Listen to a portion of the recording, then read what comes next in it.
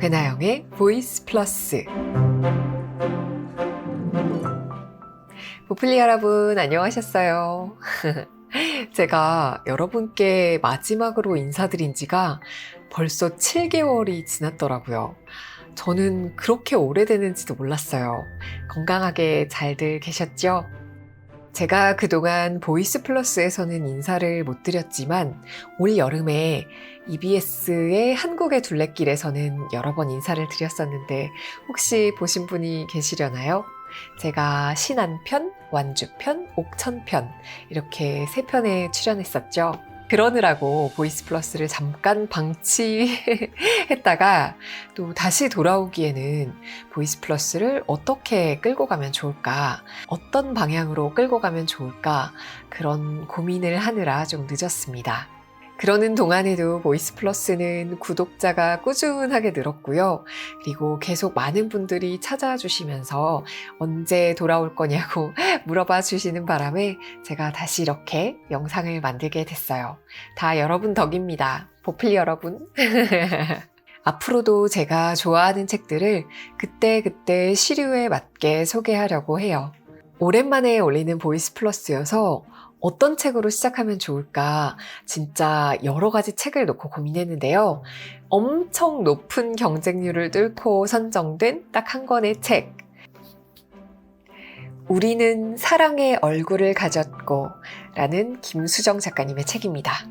제목부터 너무 사랑스럽죠. 부제는 그림으로 사랑을 말하고 사랑의 그림을 읽다 라고 되어 있어요. 김환기, 고흐, 샤갈 같은 거장들의 그림 속에서 사랑을 읽어내는 책입니다. 아마 기억하실지 모르겠어요. 제가 보이스 플러스에서 2번이나 김수정 작가님 책을 소개했었거든요. 첫 번째 소개했던 책이 아트북스에서 출판된 그림의 눈빛이라는 책이었죠. 그 책에서 김수정 작가는 그림을 그리는 일은 자기 탐구의 시간이고 그림 그리는 사람은 자연스레 본질을 찾아간다. 이렇게 적었는데요.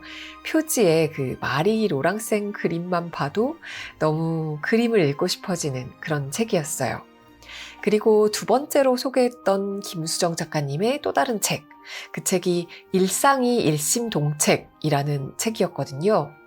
제가 그달의 베스트 오브 더 베스트로 꼽은 책이기도 하고 작년의 베스트 오브 더 베스트로 꼽은 책이기도 합니다. 두 책 모두 제가 아이카드로 걸어 놓을게요. 자, 그럼 오늘은 그림으로 사랑을 말하는 책, 우리는 사랑의 얼굴을 가졌고 라는 이 책에서 다 너무 좋아서 고르기가 어려웠어요. 그래서 가장 첫 번째 챕터를 읽고 소개해 볼까 합니다. 오랜만에 낭독의 기쁨 같이 나눠요. 구독과 좋아요, 알림 설정 감사드려요. 우리는 사랑의 얼굴을 가졌고 김수정 지음 포르체 1장 사랑하는 얼굴 1. 당신의 이름을 내게 주세요. 이 챕터의 그림은 이렇게 김환기 무제 코튼의 유체 환기재단 환기미술관에서 소장하고 있는 김환기 화백님의 무제를 선택했습니다. 수화 김환기의 그림은 눈물방울 같고 넓은 바다 같고 영원한 하늘 같다. 김환기가 1969년에서 1973년까지 그린 무제는 그의 시그니처 컬러인 청남색이 아니라 청록색을 주조로 사용한 전면 점화로 그 색채의 청명함이 눈을 시원하게 한다. 김환기의 아내 김향아는 에세이집 월하의 마음에 1978년 10월 18일 이 그림을 전시한 프랑스 파리 국제 아트페어에서의 이야기를 기록했다. 김환기는 4년 전 디스크 수술 후 낙상 사고로 세상을 등졌다. 그가 죽은 후 아내는 남편의 그림을 붙들고 살았다. 아내는 미국 뉴욕 소재의 포인텍스터 갤러리와 아트페어를 준비했다. 가장 훌륭한 그림을 내놓아야 했다. 남편의 걸작들을 고르고 골라 전시장에 걸었지만 아내의 마음은 흡족하지 않았다. 이 자리에서 가장 빛나야 할 남편이 없었기 때문이었다. 화면에 피를 쏟듯 한 점 한 점을 쏟은 그 사람의 마음을 헤아린다. 뜨거운 가슴과 냉정한 머리로 달려간 그녀는 그림 한 장의 뒷면에 재빨리 글씨를 써놓는다. Not for sale. 이 작품은 팔지 않습니다. 반드시 돌려놓은 그림은 청록이 선연했다. 생명력 넘치는 눈시린 초록이 시선을 잡아 끌었다. 세계의 미술인들은 눈을 떼지 못했으나 누구도 그림을 살 수 없었다. 김환기, 가슴 시리도록 애틋한 내 남편이 사망 직전까지 무려 4년간 진액을 쏟듯이 그린 그림이다. 아내는 이를 쉬이 누구의 손에 넘길 수 없었다. 남편의 손길을, 그의 심정을, 그의 고뇌를 조금이라도 오래 붙들고 싶었다. 그렇게 이 그림을 간절히 품었다. 사실 나는 김환기보다 그의 동반자인 김향안을 더욱 사랑한다. 내가 설마 결혼을 하게 된다면 김환기와 김향안처럼 살고 싶다. 미술 역사에서 김환기 같은 미술의 거장은 가끔 등장한다. 그러나 김향안 같은 예술 경영인은 우리 미술계에 전무후무하다. 남편의 예술을 온전히 이해하고 지원하며 그 가치를 제대로 인정받도록 알리고 싶어 못 견뎌 하는 아내. 이런 사람은 2022년인 지금도 영 찾을 수 없다. 김향안의 본명은 변동림. 한국 근현대 미술의 거장 구본웅의 의붓 이모로 경기여자고등학교를 졸업하고 이화여자대학교 영문과에 진학해 문학을 공부했으며 글쓰기에 재능을 보였다. 신여성 중에 신여성이었던 그녀를 흠모하는 문학 청년들은 수도 없었고 천재 시인 이상도 그중 하나였다. 경영하던 다방을 폐업하고 함께 살던 기녀가 도망갈 정도로 무능력한 데다 스캔들 메이커, 나이도 많고 폐병도 있는 남자였지만 그 중심에는 그림과 문학이 있었다. 이상이란 이름은 절친한 화가 구본웅이 선물한 오얏나무 화구 상자에서 따온 것일 정도다. 이상은 우리 같이 죽을까 어디 먼데 갈까 라는 말로 넌지시 독림에게 청혼했고 두 사람은 신방을 꾸려 도스토예프스키의 집이라 이름 붙였다. 그러나 단꿈은 잠시, 신혼 넉 달 만에 이상은 결핵을 고치겠다며 일본으로 떠났지만 곧 병이 악화되어 사망했다. 어린 나이에 남편을 보낸 변동님은 꿋꿋하게 일어선다. 그런 그녀에게 다가온 인연이 키가 훌쩍 큰 무명화가 김환기. 그는 훌륭한 인품을 지닌 인물이었다. 아버지가 돌아가시고 모든 재산을 물려받자 집안에 속한 소작인을 불러 빈문서를 나눠주었다. 전처와 이혼하며 충분한 돈을 챙겨주었고 자유로이 재혼할 수 있도록 딸들을 자원해 맡았다. 창씨개명을 하지 않은 딸들이 학교에서 퇴학당할지언정 타협은 하지 않았다. 그는 좁은 섬을 갑갑해하며 무단 가출해 일본으로 유학할 정도로 넓은 세상을 소망했고 문학과 예술에 목말라 했다. 그런 김환기가 변동림을 알아보는 것은 필연이지 않았을까. 변동림의 집에서는 난리가 났다.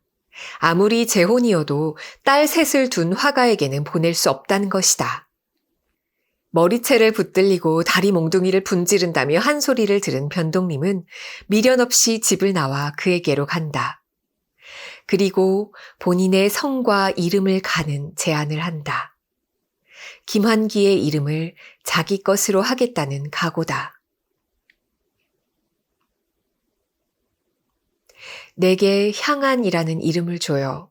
그러면 변동림이 아니라 김향안이 되어 평생 환기 씨를 위해 살게요. 당신의 이름을 내게 주세요라니 나는 이처럼 아름다운 프로포즈는 없다고 믿는다. 인간의 세상에서 입을 열고 누군가를 부르는 일은 결코 사라지지 않는다.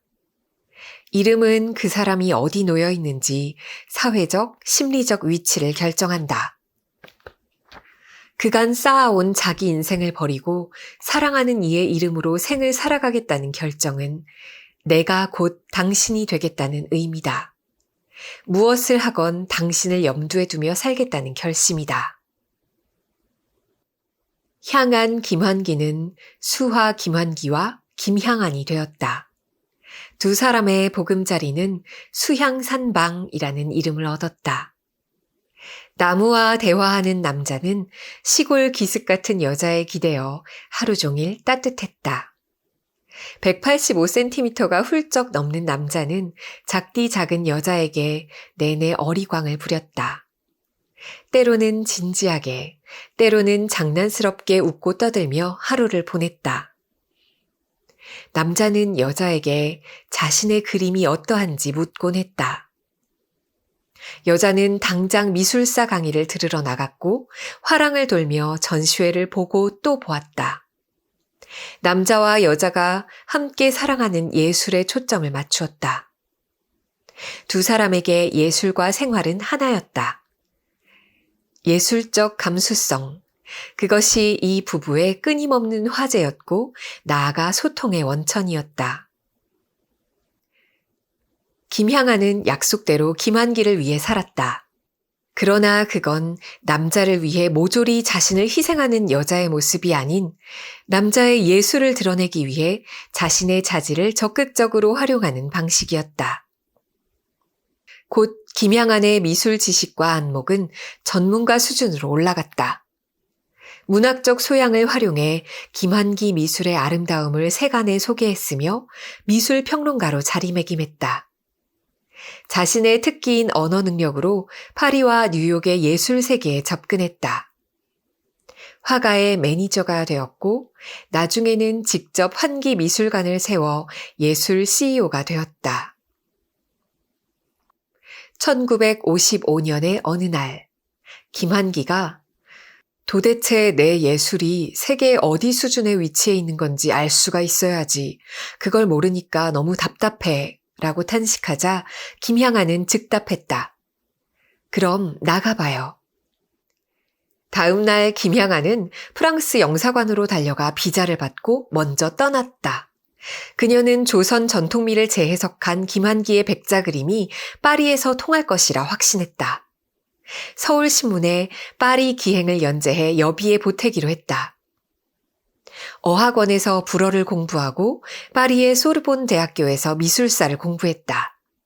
틈만 나면 화랑을 돌아다니며 눈에 띄는 도록이 있으면 김환기에게 보냈다. 1년 만에 파리에 김환기의 아틀리에를 준비하고 개인전을 열어줄 화랑을 찾아냈으며 나중에는 1년간 체제비를 지원할 후원자를 찾아낼 정도로 이리 뛰고 저리 뛰었다. 김환기 미술의 가치를 가장 잘 아는 사람이 김향안이었기에 하나도 힘들지 않았다. 그는 그녀에게 사랑이었고 이해였으며 또한 긍지였다. 아내는 남편보다 30년을 더 살았다. 아내는 남편의 예술론을 끊임없이 정리해 발표했으며 세상에 돌아다니는 작품 안내의 오류를 찾아내 수정했다. 남편의 대형 그림에 맞는 높은 천장의 미술관을 부암동에 건립했을 뿐 아니라 작품을 정리하고 도록과 책을 펴냈다.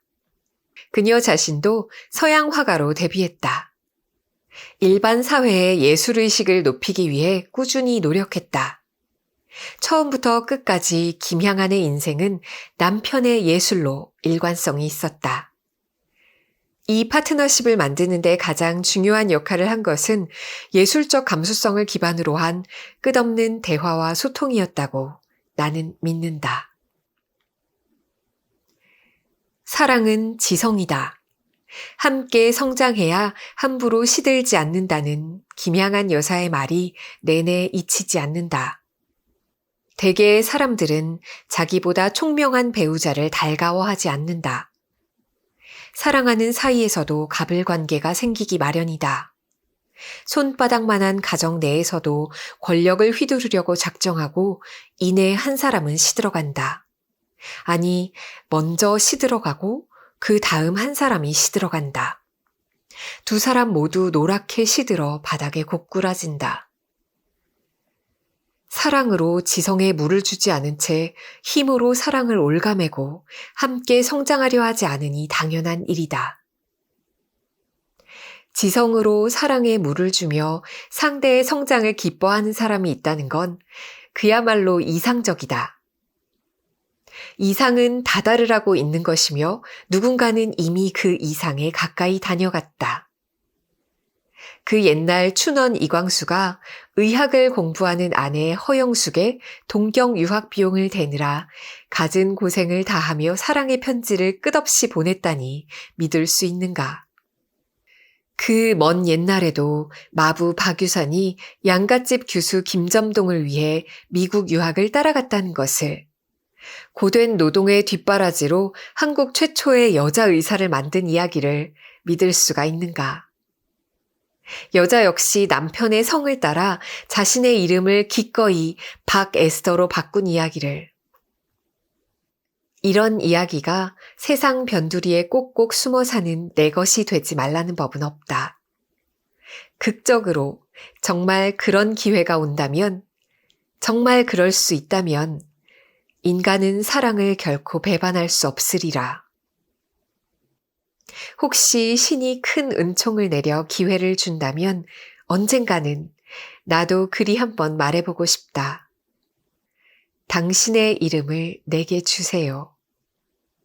두고 보라, 진실로 나는 당신을 위해 김향한 못지않게 살아볼 테니.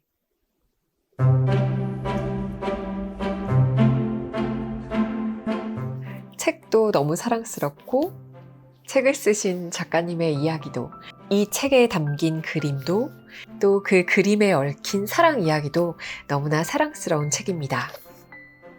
우리는 사랑의 얼굴을 가졌고, 좋은 책은 소장하는 거 아시죠? 연말연시에 따뜻한 사랑을 담은 그림과 글 같이 읽어보실 수 있는 책 한 권 추천할게요. 제가 그동안 왜 그렇게 영상을 편하게 올리지 못했나 생각해 봤는데요.